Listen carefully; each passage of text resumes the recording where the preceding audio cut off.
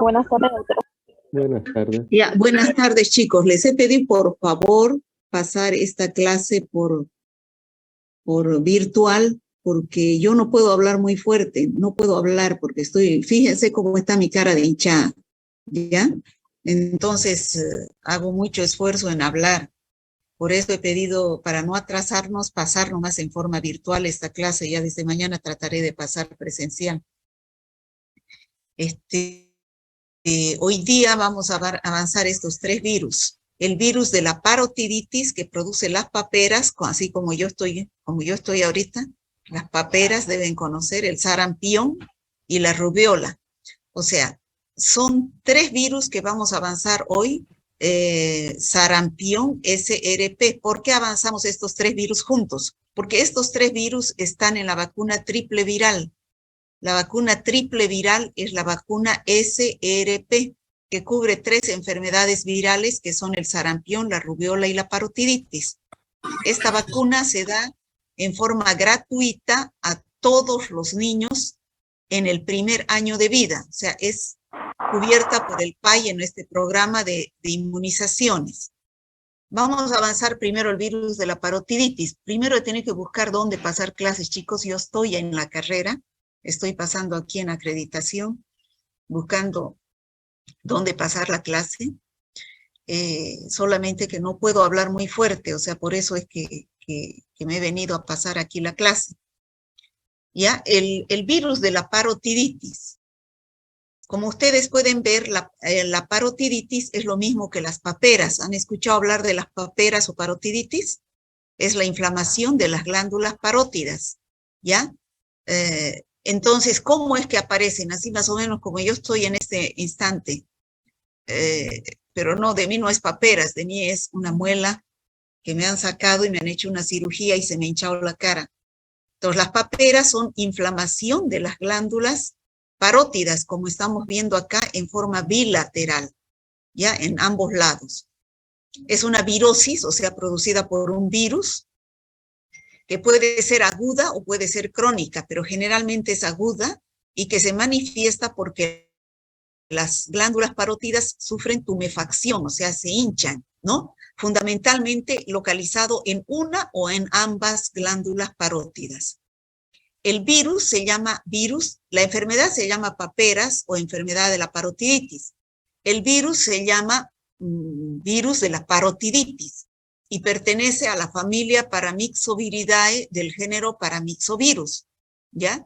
Es un microorganismo de forma esférica de 90 a 300 nanómetros de diámetro, como estamos viendo acá, es un virus grande. Tiene simetría helicoidal y el único hospedero es el ser humano. O sea que no existe paperas o parotiditis en los animales. La transmisión es de humano a humano y es mediante las gotitas de saliva o gotitas de fluge, es la fuente de infección, y la vía de transmisión es la vía aérea. Después de un periodo de incubación de 14 a 24 días se manifiestan los primeros signos y síntomas. Entonces, como les decía, el virus se encuentra en la saliva de la persona enferma, queda libre en el medio ambiente, esta persona enferma al toser, hablar, entonces contamina el ambiente con los virus y por vía aérea ingresan al huésped susceptible.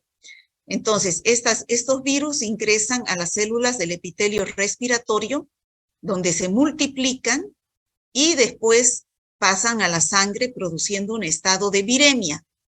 De la sangre se distribuye a las glándulas salivales, por eso es que produce la parotiditis, llega a los testículos, se puede complicar en los hombrecitos con un problema de orquioepididimitis, y también puede ir al páncreas y producir pancreatitis, y al sistema nervioso central producir meningitis. Entonces, estas ya serían unas complicaciones de la parotiditis. Como les decía, el ser humano es el único huésped natural, se adquiere por contacto directo de niño enfermo a niño sano, y a través de las gotitas de saliva, que es la fuente de infección, y a través de la vía aérea en el huésped susceptible. se presenta generalmente en los niños de 5 a 15 años de edad. Se presenta más en los hombrecitos por factor genético y es una enfermedad que, al igual que la varicela, adquiere inmunidad tras haberla padecido. Quiere decir que si uno se enferma una sola vez de las paperas o de la parotiditis, queda inmunizado para toda la vida en forma natural. Pero si uno no se ha enfermado, entonces hay la vacuna, que es la SRP, que es la triple viral en forma adquirida, ¿no? No natural. Bueno, ¿cómo es el cuadro clínico de la parotiditis? Del 30 al 40% de las personas, de los niños, pasan a ser asintomáticos. Es decir, muchos de ustedes y de nosotros podemos haber tenido en la niñez las paperas o parotiditis, pero sin ninguna sintomatología. Pero sí, el virus ha ingresado y ha producido y ha estimulado a nuestro sistema inmunológico, ¿ya? Entonces, podemos a 40%. El 60-70% de los sintomáticos es de gravedad variable, ¿ya? Es de gravedad variable, como les decía.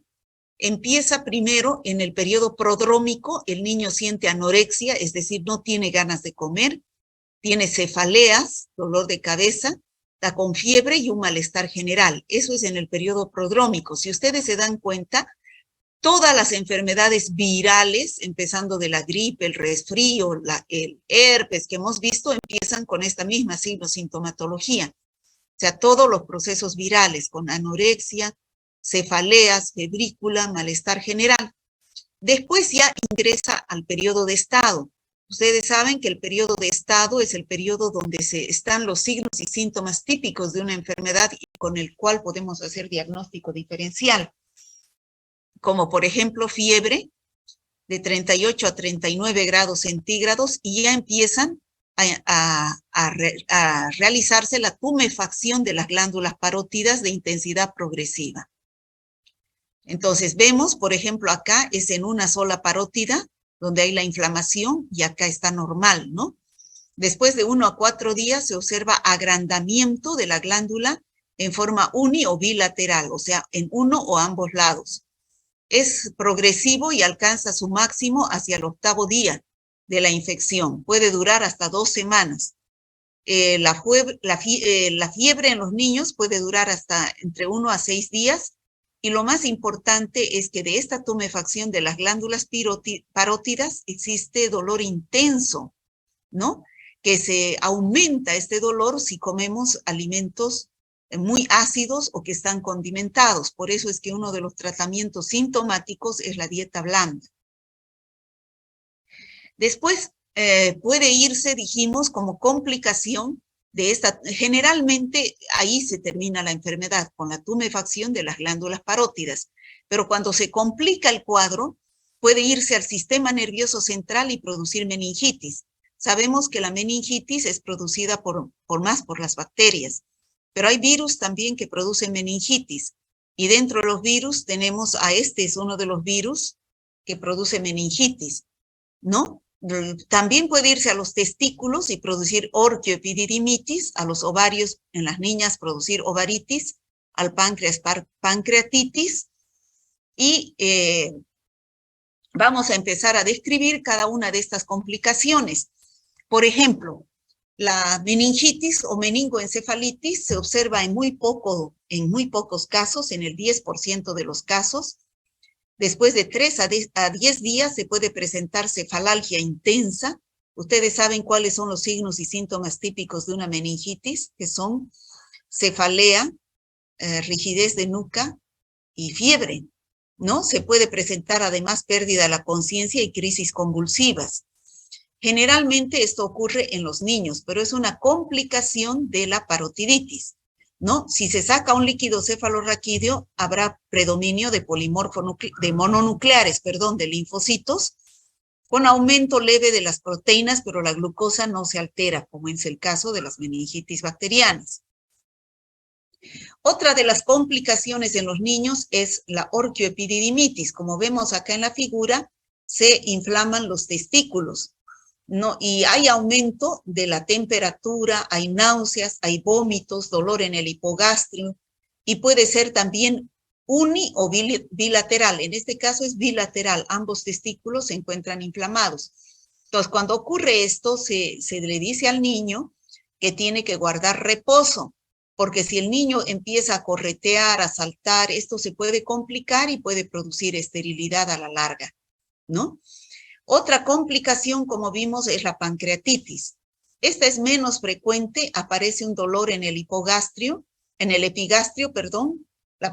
El paciente tiene náuseas, vómitos, malestar, pero es de evolución benigna, se recupera a los 3 o 7 días después. Lo que sí podemos ver en un análisis que nos indica que hay pancreatitis es la elevación de una enzima llamada amilasa. Cuando la amilasa está por encima de los valores normales, el páncreas está dañado. En las niñas se puede complicar con cuadros de ovaritis. Es muy infrecuente, en el 7% de los pacientes que enferman con uveitis. El ovario se agranda, se pone liso, edematoso y la valoración debe ser hecha por un ginecólogo. ¿Qué puede suceder como complicaciones graves de estas infecciones producidas por el virus de la parotiditis? En la encefalitis postinfecciosa, o sea, si el paciente se ha complicado con una encefalitis o meningitis, el tratamiento es benigno y es sintomático. O sea, como toda infección viral, tratar la fiebre, tratar las náuseas, los vómitos, tratar el dolor. En el caso de la orquioepididimitis es esterilidad. Pero la frecuencia con la cual se presenta es baja, de 0 a 2%, ¿no? Y en el caso también de una infección de una meningitis o una con sordera, es muy rara, pero puede producirse como una infección secundaria después de la segunda semana de resuelta la parotiditis. Suele ser unilateral, con síntomas iniciales, ¿no? Pero es reversible. ¿Qué quiere decir? Que una vez que haya pasado la infección, entonces el paciente puede volver a oír. Entonces, ¿cómo hacemos el diagnóstico de la parotiditis? Bueno, la clínica, ¿no? La clínica es evidente.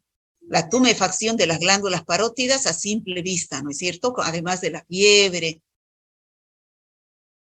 Ahora, el laboratorio nos ayuda, ¿no? El laboratorio nos ayuda a decir, pero ya sabemos que es complicado el diagnóstico de laboratorio de las infecciones virales, sobre todo los diagnósticos directos.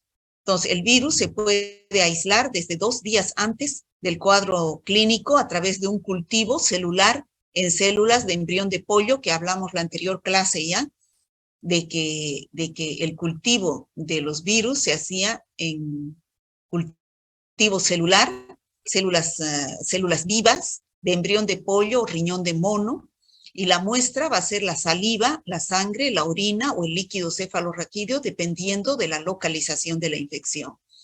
¿Cómo es el pronóstico? O sea, ¿la parotiditis es una infección grave? No, si da en la infancia es excelente, ¿no? Da la parotiditis, dura 1 a 2 semanas con la signo-sintomatología típica, el paciente crea anticuerpos, esos anticuerpos quedan protegiéndolo de por vida, una sola vez se enferma de parotiditis, por eso es que le da inmunidad permanente, pero si una embarazada se infecta, da la probabilidad de que pase al embrión y se produzca la muerte del feto, sobre todo si es en el primer trimestre de embarazo. Si se produce esta enfermedad en la embarazada durante el segundo trimestre de embarazo, ese niño puede tener dificultad para su desarrollo. O sea, puede nacer con un bajo peso. El tratamiento de todas las infecciones virales, esto lo vamos a repetir desde la primera clase, no hay una terapéutica antiviral específica. Ya hemos dicho que para los virus no hay antivirales que vayan a destruir a los virus. El tratamiento es solamente de apoyo, es sintomático. En el caso de la hipertermia, o sea, de la fiebre y del dolor, dar acetaminofeno o ibuprofeno. Hay que poner compresas frías o tibias en las parótidas que están inflamadas. La dieta debe ser blanda, evitar condimentos y sustancias ácidas, que eso produce más exacerbación del cuadro y aumento del dolor.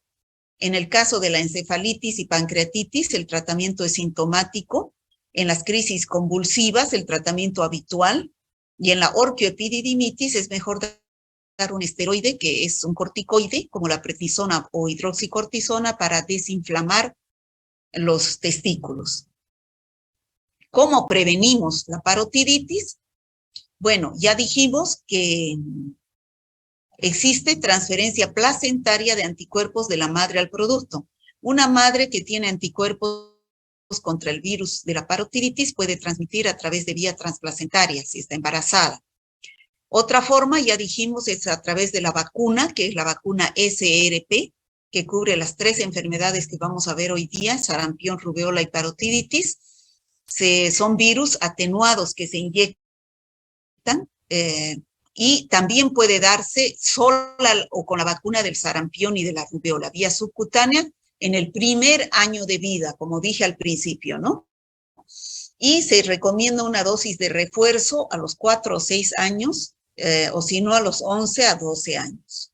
Eso sería el virus de la parotiditis. ¿Hay alguna pregunta al respecto? ¿Chicos? Doctora, una pregunta. En el caso de presentarse en la adultez, ¿se presenta con mayor intensidad como en la viruela? Simplemente se presenta nomás de manera normal. En el caso de que el niño no haya sufrido de parotiditis en la infancia, cualquier enfermedad viral cuando da, que son relativas a la infancia y dan en la edad adulta, son más atenuadas, ¿no? Los síntomas son más atenuados, los signos son más atenuados. En cambio, en la infancia es mucho más benigna y el tratamiento es solamente sintomático. Ya, Había escuchado, doctora, que la triple vírica no se da en adultos por la parte del virus de la parotiditis. ¿Es cierto eso? No le entendí. ¿La triple viral, dice? La triple viral es que se compone de 3 partes, ¿no? Sí, la triple viral se aplica al primer año de vida. Esa es la norma. Eso está dentro del esquema de vacunación. Primer año de vida, la triple viral cubre sarampión, rubeola y parotiditis. Sí, pero mi duda era que si, no, por ejemplo, una persona nunca ha recibido la vacuna en su vida, ¿ya de adulto puede recibirla? Porque había escuchado que no se puede por el componente de la parotiditis. No puede. Tendría que hacérsela el sarampión solo y la rubeola sola, que también hay en forma, el sarampión, por ejemplo, se da en forma sola, pero hay que comprarla, creo que no está dentro del PAI. Y la rubeola sí se da a las niñas para evitar lo que vamos a avanzar más adelante, para evitar el síndrome de rubeola congénita, que es cuando se embaracen, el niño pueda nacer con alteraciones congénitas. ¿Ya? O sea, no se da la triple viral en los adultos, se da por separado. ¿Alguna otra pregunta, chicos, de la parotiditis?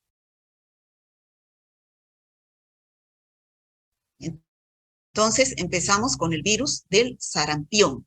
Bueno, casos de sarampión tenemos en forma muy aislada. En Bolivia lo tenemos controlado. ¿Qué es el sarampión? Como vemos acá en la figura, es una enfermedad exantemática. Ya saben qué es exantema, estos puntitos rojos que son máculas y pápulas que aparecen en el cuerpo, ¿no? Es una enfermedad endemo-epidémica, es decir, que en algunos lugares está en forma de endemia, casos aislados como el nuestro, pero también es epidémica, porque la transmisión es por vía aérea, tiene gran poder de difusión, es bien contagiosa. La enfermedad es infecciosa aguda y se caracteriza porque presenta fiebre. Al inicio, el paciente se inicia como cualquier infección viral, con fiebre, pero además como afecta al aparato respiratorio, el paciente va a tener síntomas respiratorios como tos, coriza nasal, es decir, secreción nasal. También produce conjuntivitis, ojos rojos, y empieza el exantema que estamos viendo acá en la figura. Y el exantema del sarampión es característico. Son máculas y pápulas que después desaparecen. Pero lo más característico del sarampión son las manchas de Koplik, que ahorita vamos a ver, son unas manchas blancas que aparecen en la mucosa bucal, ¿ya? Aquí tenemos las características del sarampión. es una enfermedad febril grave, o sea, es más grave que la varicela. La varicela es una enfermedad benigna. El sarampión es más grave por las complicaciones que se presentan. Su periodo de incubación es de 7 a 18 días y los síntomas de la enfermedad se observan recién a los 9 a 11 días después de la exposición.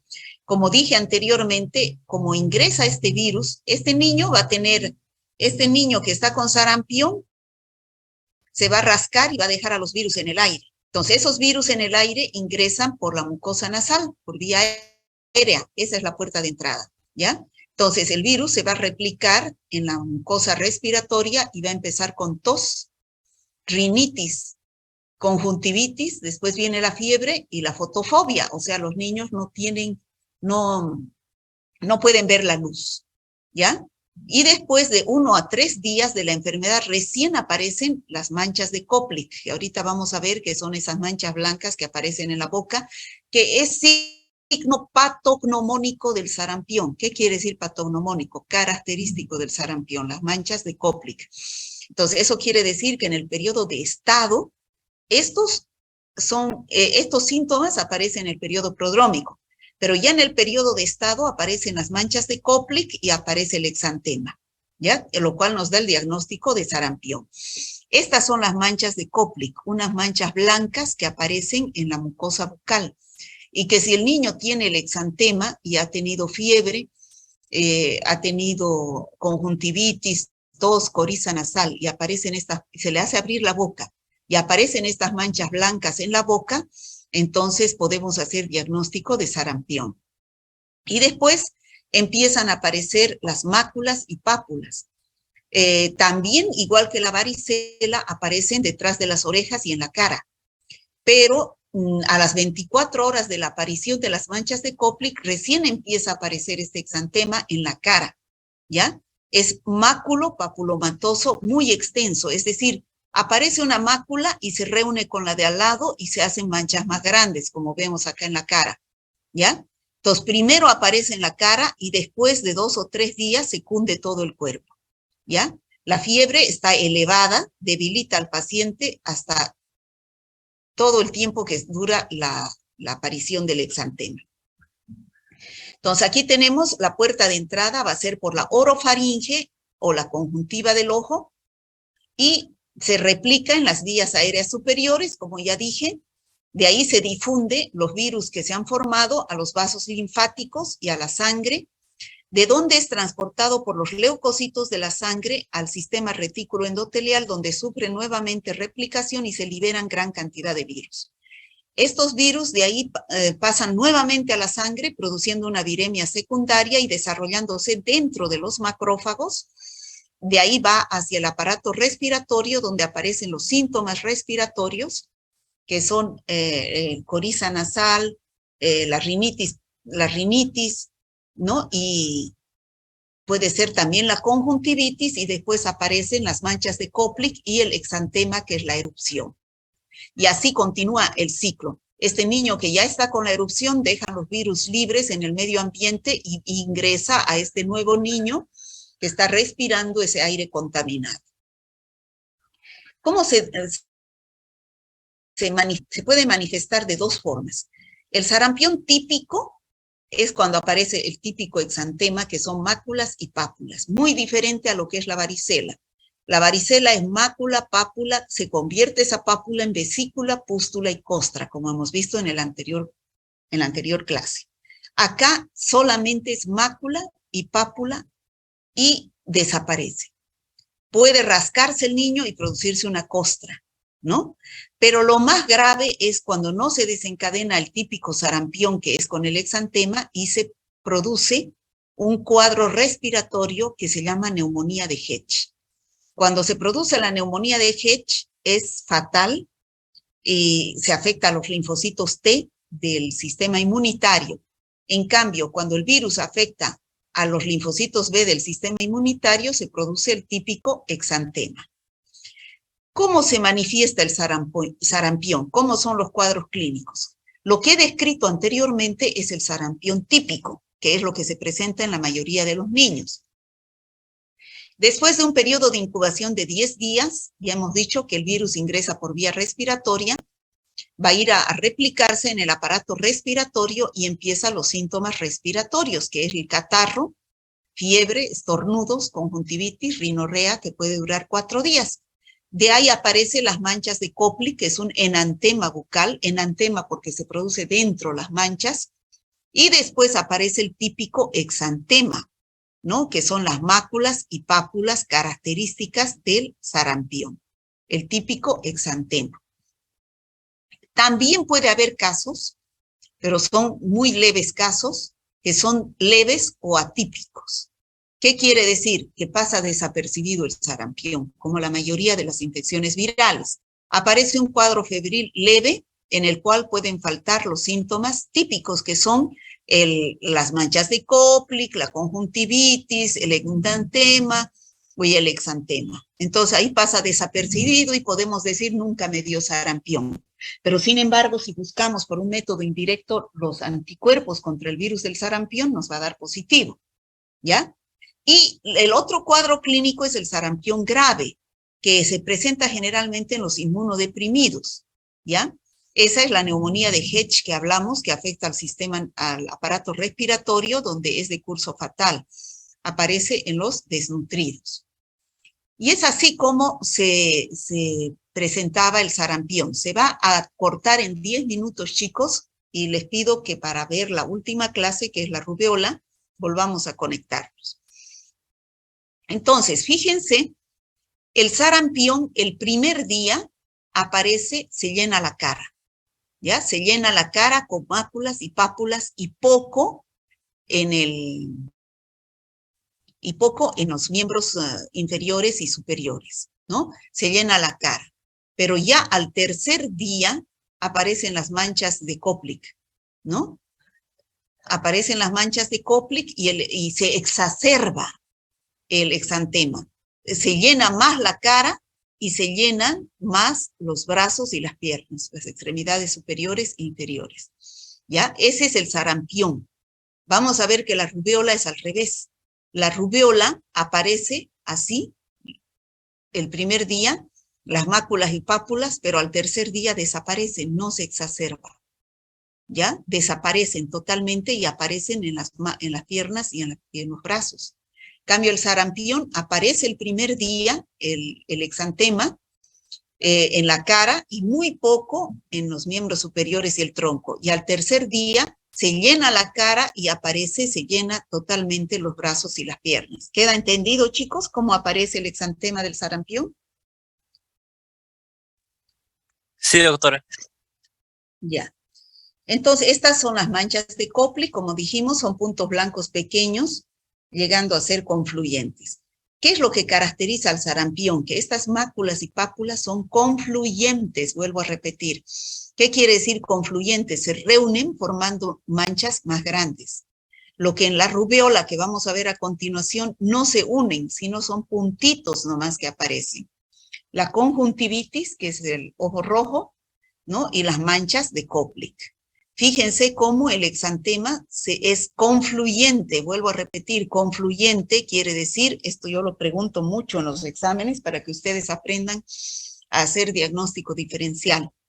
Entonces, las manchas se juntan, las máculas se juntan formando manchas más grandes y a eso se dice el sarampión confluyente, ¿no?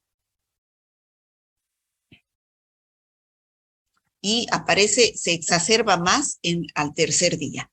¿Qué características tiene el sarampión? Como lo mismo que la varicela, lo mismo que la parotiditis que hemos visto anteriormente, deja una inmunidad permanente. ¿Qué quiere decir? Que una sola vez uno se enferma de sarampión.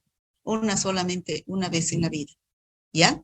Entonces queda inmunizado con anticuerpos para toda la vida, ¿no? Ahora, si la embarazada se infecta de sarampión, entonces deja una inmunidad pasiva que transmite de la madre al bebé a través de la vía transplacentaria y ese bebé nace con anticuerpos contra el sarampión. Por eso es que los primeros 6 meses de vida un bebé no se infecta de sarampión si es que la madre le ha pasado los anticuerpos.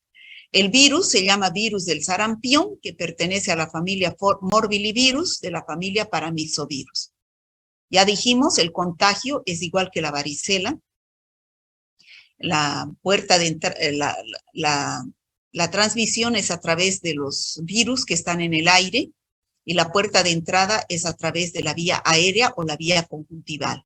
Generalmente se aparece más en los colegios o en las familias, porque el contagio es bien contagiosa la enfermedad, ¿no? Ahora, hemos dicho que el sarampión puede presentar complicaciones, pueden ser bacterianas, que se complique con una otitis, o con una bronquitis, o con una bronconeumonía, pero bacteriana. O puede irse al encéfalo y producir encefalitis, 1 de cada 1000 casos, o panencefalitis esclerosantes. Generalmente es 1 en cada 1.000.000 de enfermos, pero esas son complicaciones ya en los inmunodeprimidos. ¿Cómo hago el diagnóstico del sarampión? La clínica. Chicos, en estas enfermedades que estamos viendo hoy, la clínica es fundamental, como igual que en todas las enfermedades virales. La clínica es fundamental. Ya sabemos, al principio aparecen los síntomas respiratorios, después el enantema, que son las manchas de Koplik, la conjuntivitis y el exantema, que es típico, que son máculas y pápulas confluyentes. Y también se puede pedir laboratorio serológico para confirmar el diagnóstico de sarampión al dar los anticuerpos positivos, o también puede ser epidemiológico cuando alguien en la casa ha enfermado de sarampión.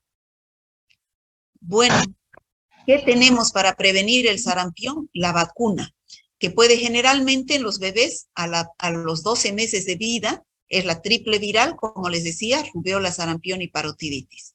Pero también existe una vacuna única.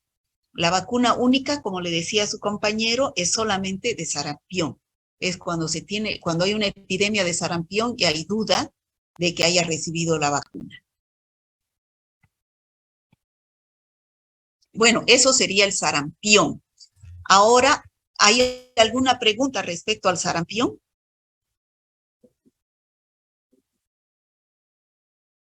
Chicos, ¿alguna pregunta respecto al sarampión? ¿Está claro? Bueno, sí, doctora. Entonces ahora vamos a entrar al virus de la rubéola. El virus de la rubéola es también una enfermedad exantemática producido por el virus de la rubéola, ¿no? La enfermedad se llama rubéola. Sus sinónimos se conocen vulgarmente como alfombrilla, el sarampión alemán y el sarampión de los 3 días, porque es mucho más corto que el sarampión propiamente dicho. Es un virus que tiene ARN como ácido nucleico, pertenece a la familia Togaviridae y también el género es el rubivirus. ¿Qué es la rubéola? También cuando da en la infancia es una enfermedad viral benigna, ¿no? Es una enfermedad viral benigna, febril, que se caracteriza por una erupción máculo-papulomatosa puntiforme difusa, que a veces se asemeja a la del sarampión o a la de la escarlatina. Pero lo diferente del sarampión es que también son máculas, pero esas máculas no son confluyentes, o sea, no se reúnen, sino más bien son puntiformes, se quedan como puntitos. Esa es una forma para distinguir sarampión de rubéola. Esto es, en general, cómo es el exantema de la rubéola, ¿ya? Lo importante es el síndrome de rubéola congénita. El síndrome de rubéola congénita es cuando la mujer embarazada se infecta, sobre todo en el primer trimestre de embarazo. Vamos a ver por qué es importante. Bueno, ya dijimos que el virus se llama virus de la rubéola, pertenece al género rubivirus de la familia Togaviridae de los virus. El único reservorio es el hombre, de distribución mundial, en todo lado hay rubéola, más aparece en la primavera y comienzo de verano, y el modo de transmisión es exactamente el mismo que la varicela y el sarampión. A través de la vía aérea ingresa al huésped susceptible de las gotitas que están en aspersión de los virus que están en el ambiente. Después de un periodo de incubación de 14 a 23 días, entonces ese es el periodo de incubación desde que el virus ingresa y se presenta el primer signo o síntoma, hay un periodo de transmisibilidad. Entonces, ese periodo de que el paciente es transmisible aparece desde una semana antes del comienzo de los síntomas hasta la desaparición de la erupción. O sea, es una enfermedad bien contagiosa, aparece en todo el mundo, es universal. También deja inmunidad para toda la vida después de que uno se enferma y también hay inmunidad por medio de la vacuna, ¿no? La triple viral o por una vacuna sola o por los anticuerpos maternos, ¿no? Una madre embarazada a su bebé. El diagnóstico es a través de la clínica, la epidemiología o el laboratorio a través de las pruebas directas o indirectas. Son los 3 pilares fundamentales. Se va a cortar, chicos. En cualquier momento volvemos a entrar. Como les decía, la patogenia, o sea, cómo se produce la enfermedad. Los virus están en el ambiente donde hay una persona con rubéola e ingresa por vía aérea o por contacto al huésped susceptible. Se multiplican o replican en las células del epitelio respiratorio superior, de ahí pasan a los ganglios, a la sangre, produciendo un estado de viremia y de ahí se localizan en la piel y en la mucosa respiratoria. Por lo tanto, los síntomas se van a presentar como el típico exantema de la rubéola y los síntomas respiratorios.